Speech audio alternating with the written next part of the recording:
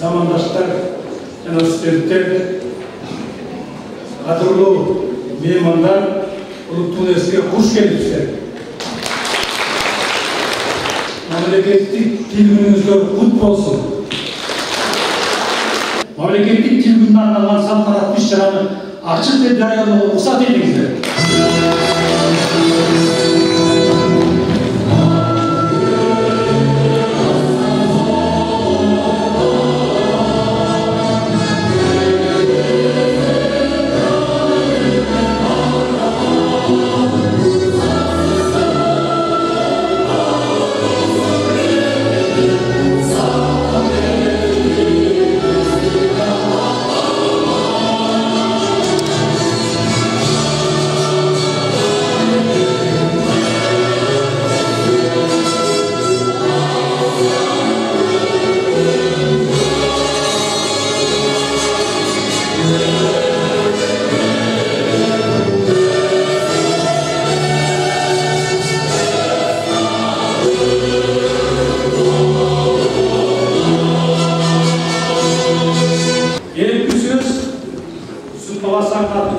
Университет ректоры, география илимдеринин доктору, профессор Токтосарович Мырзадан.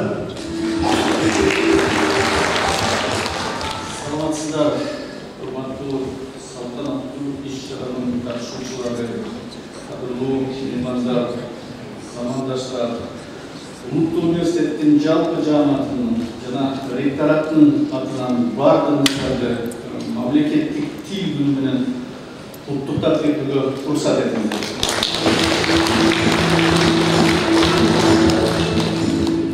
Эне тил адамдарды байланыштырып туруучу негизги курал жана каражат гана болуп саналбастан ал ошол элдин иденттүүлүгүн тастыктаган коду.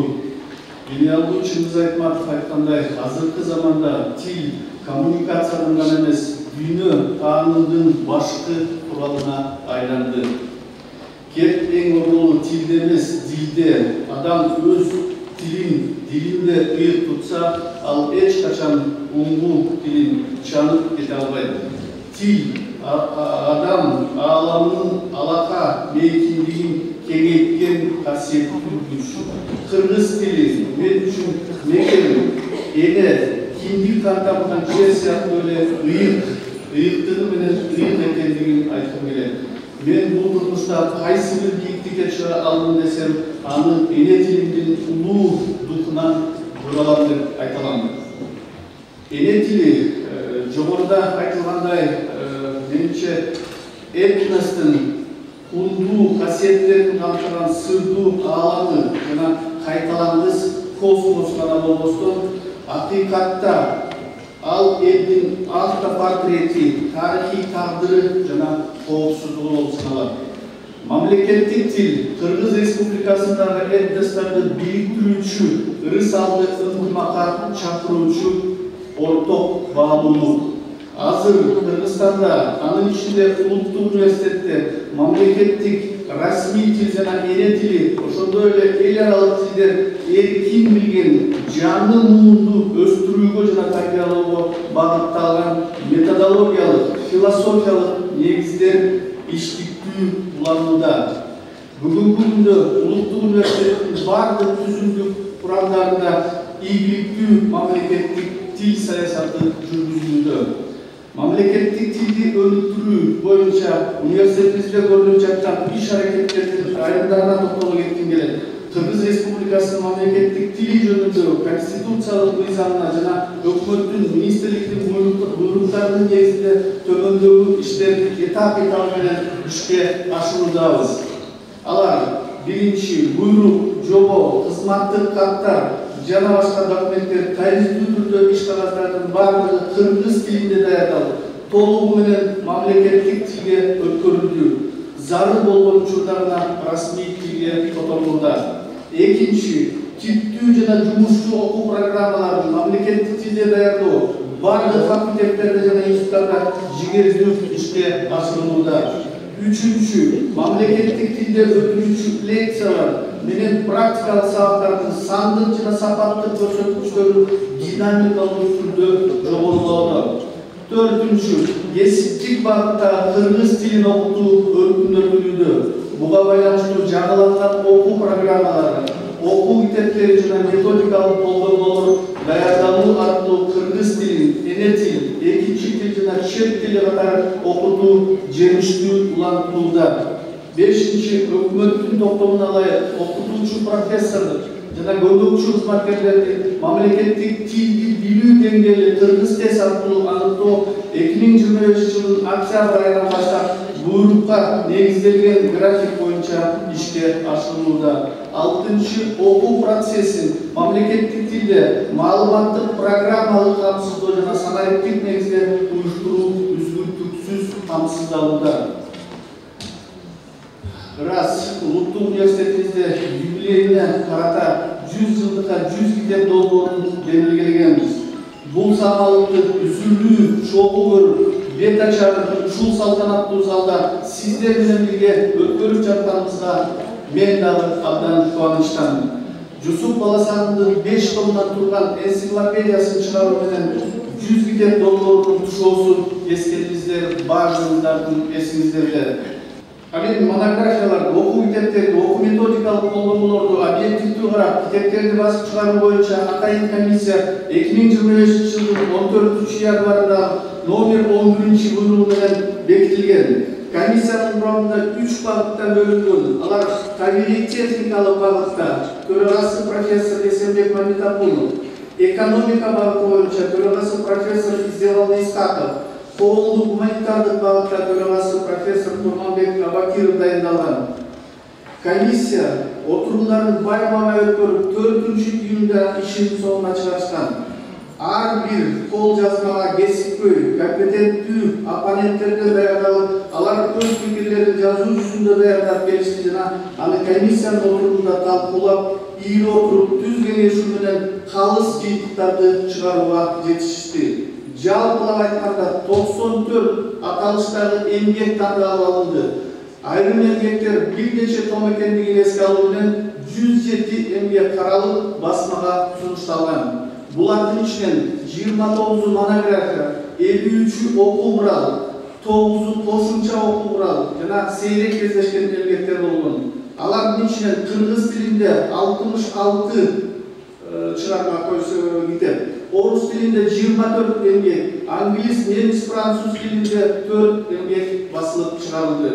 Ал эми багыттар боюнча алып караганда табигый техникалык багытта 16 эмгек, экономикалык багытта 11 эмгек жана коомдук гуманитардык багытта 59 китеп комиссия тарабынан чыгарылды. Дагы 5 китеп, 5 эмгек комиссия тарабынан четке калган. Жалпылаштырып айтканда, комиссиянын мүчөлөрү бир жактан баш, бир жерден кол чыгарып дегендей демилгелүү да, эркиндүү да эмгектенишкендиги өзгөчө белгилеп кетким келет. Биз бул комиссиянын ичине киришкен жокпуз, бирок бир канча жолу жыйындарда ар кандай бир спорный моменттер болуп калганда жалпылап отуруп чечимдерди кабыл алдык. Монографиялардын, окуу китептеринин жана окуу методикалык колдонмолордун авторлоруна, ошондой эле типографиянын кызматкерлерине ректораттын атынан жана өзүмдүн атымдан терең ыраазычылык билдирем. Бүгүн бул жерде сиздерге электрондук багытта даярдалган китептер 100% даяр, бирок типографиялык жана технический бир кемчиликтерге байланыштуу жарымынан көбү чыгарылып уже тизилип турат да, где-то 40ка жетпегени 1-октябрга чейин бүтүрүп беребиз деп айтышты. Мен башында эле айткам, эгер жетишпей турган болсолор 1-сентябрга чейин бөлөк типографияны дополнительно алып келсек, жок, өзүбүздүн эле типографияда жетишебиз дешкен. Бирок дайыр жол айткам, мага айтышты, акыркы бир жылда аппаратынын узунгандыгына байланыштуу бүгүнкү жана 40 канча китеп электронный даяр, бирок технический чыгарылган жетишпей калышкан. Ошондуктан урматтуу авторлордон, коллегалардан сураныч 1-октябрга чейин баардыгын чыгарып өткөрүшүп, бул университет ишигинен чыгарылып аткандан кийин складтын көргөн складтан анан китепканаларга, авторлорго негизинде бөлүштүрүлүп берилет. Эң негизгиси 100 жылдык карата ошол болуп турган биздин жанагы эң чоң жыйыныбызда ушул 100 китепти биз ойлойм өлкө башчылыгына ошо келген конокторго жайып көрсөткөндө улуттук университеттин жүзү эч качан жұртты дайыма жолы барып тұрады деген ой тілекті айтып дайым жолы барыңыздарга чоң рахмат, майрамыңыздар менен көңүл бурганыңыздарга чоң рахмат. Меники уттуктоо сөзү Кыргыз Республикасынын президентинин кеңешчиси, Кыргыз эл жазуучу Абыкеев Чолкунбек мырзага берилет.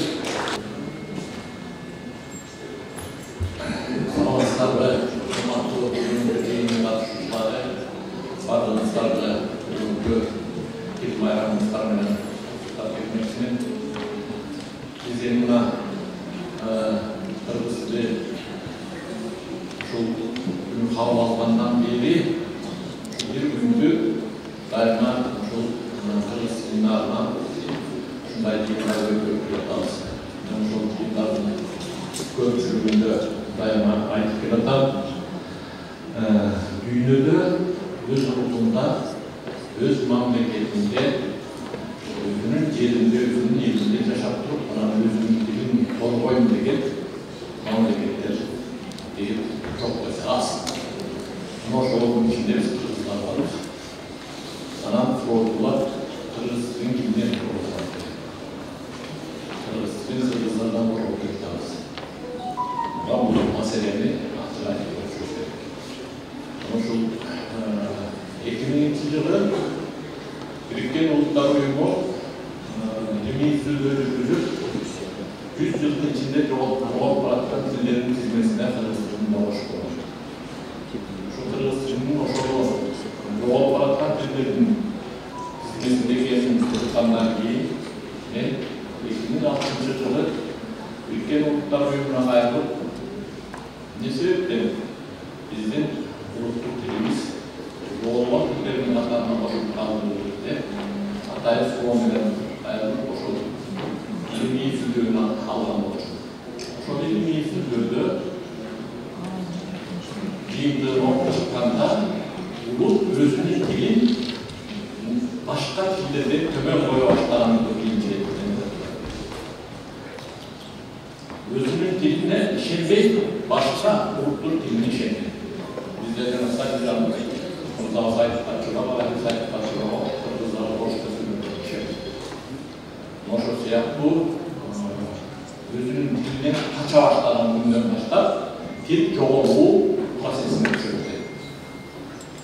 Кыргыз тилин изилдеп көрсөк, кыргыз тилинин жоголуу процесси 500 жылдан ары калган. 500, 600, 700 жылдан ары.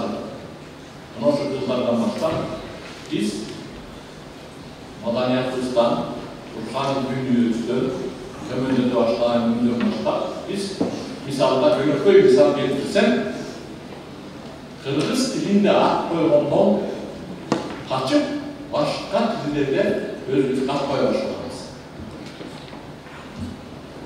Өнөкөй мисал айтайын, бизге кемел деген аттарды кыргыз тилинде көп кездештиребиз. Бул Камал деген арабтын төөнүн аты, бирок ошонун төө экенин билбей, биз аны Камал кемелдеп өзүбүзгө ат коюп жүрөбүз.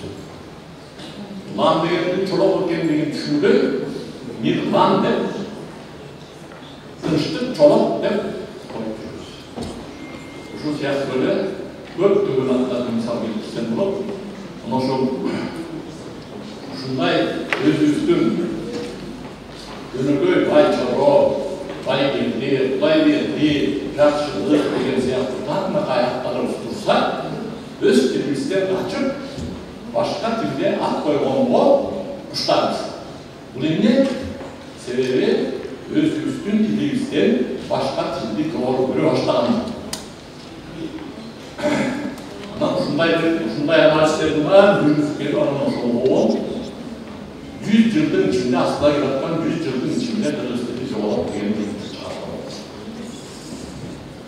Дүйнөдө 6 тилдин катарында турган орус тили, өзүңүздөр билесиздер, Владимир Владимирович Путин жыл сайын орус тилин өстүрүү өнүктүрүү боюнча жаңылыктар чыгат. Дүйнөдө болбосо ал 6 тилдин катарында турат. Өзүңүздөр билесиздер, ушу кенеде Кыргызстанда 2 миллионго жетпеген Кыргызстандын ичинде орус тилине кандайдыр бир шек келип калса, же болбосо расмий тил катары колдонууга кандайдыр бир кыйшалыштар пайда болуп калса, Думанын депутаттары бизге чейин кайрылып, силер эмне себептен орус тилин чабуул коюп атасыздар? Түшүнүп атасыздарбы? Дүйнөдө 6 тилдин катарында турган орустар кичинекей Кыргызстанда да болсо өзүнүн тилин коргоого аракеттенишет. Биз өзүбүз бүгүнкү күнгө чейин чындай келсе кыргыз тилин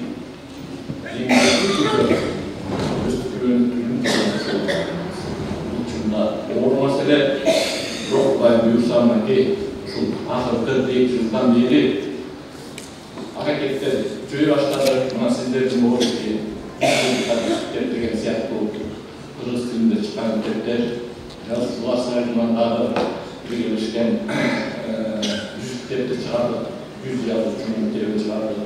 Булар аз. Яраткан бедеректи жылга карата мындан да чоң адамдарды планга атабыз. Китепканалар маселесин карап атабыз. Китепканалардын структуралык түзүлүшүн, аларды өзгөртүү аракетин көрүп атабыз. Мындайча айтканда, кыргыз тилин мамлекетибизде өстүрүү, күчтүү, аны кайра сүйүктүү тилге айландырыш. Колдон келген аракетибизди баштайлы деген чоң мындай планыбыз бар. Ошол пландардын артында республикабыздын Лагман университети катарында, эң билимдин туу чокусу катарында сиздердин университет астылып атат. Сиздер кыргыз мамлекетине, кыргыз элине биринчи билим алып келген университетсиздер. Биринчи билимди тараткан университетсиздер. Сиздерден үлгү алыш керек башталып. Сиздердин университетте тил эгерде өзүнүн ордун тапса, кыргыз тили өзүнүн ордун ушул жерден чыныгы өсүп өнүгүү жолуна түшсө, анда баардык окуу жайларда жеңил сиздердин үлгү башталып келмек. Ошондуктан сиздерден ушундай сураныч, сиздер үлгү болуп бериңиздер. Рахмат.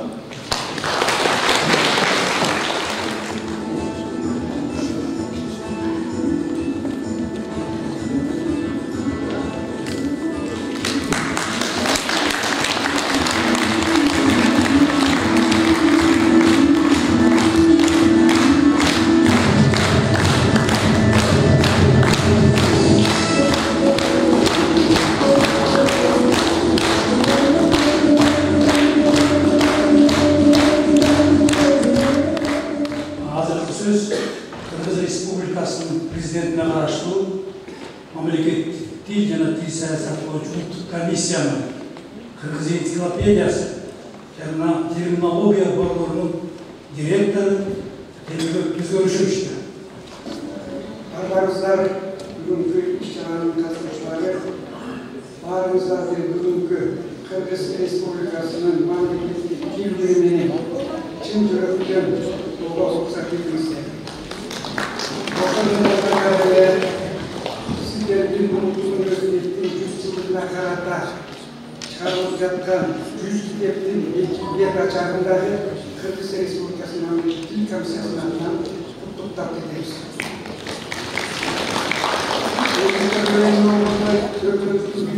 Bilimleri sistemasında bu mutluluk kadrolarında dair olup sizlerin yoğurtlu okuyaydın işte jasap жатқан işi öte zor. Anın göğüsü unutup üniversite bilim verildi, memleket tilge özgürce muamele jasap жатқандығы bizde abdan kuandırar. Anın bugünkü işçara anın göğüsü o meseledir. Sebebi o 100 kitaptin değerli negizine memleketik türleri çıkıp жатқандығы ayrılsız bunu bölündük hatta. Adan keyin sizlerden ben joğru bu yerde yerseni belirlep kettim deyip atar. Uluttuk kadroların dayanıklılığı sizlerin bu üniversite öldüğü bir çok işler yazamadan Anadolu Üniversitesi'ne benim bu yerde şu bizim uluttuk komisyonun töragası olup işlep ketken yeki okumuş vakayet soğuturak işekleri kazandım beni Osman Khanı'ya gayet bizim memleketlik komisyonu başkanlık kişi. Memleketliğe öldüğü sağlığını boşluk kişi. Bizde okşuğum kadrlarga yol göstermişler. Anan keyin bizim komissiya sizlerin okul yayını daima tıkız işleştir ederiz. Canımındalarla işleştirebiliriz.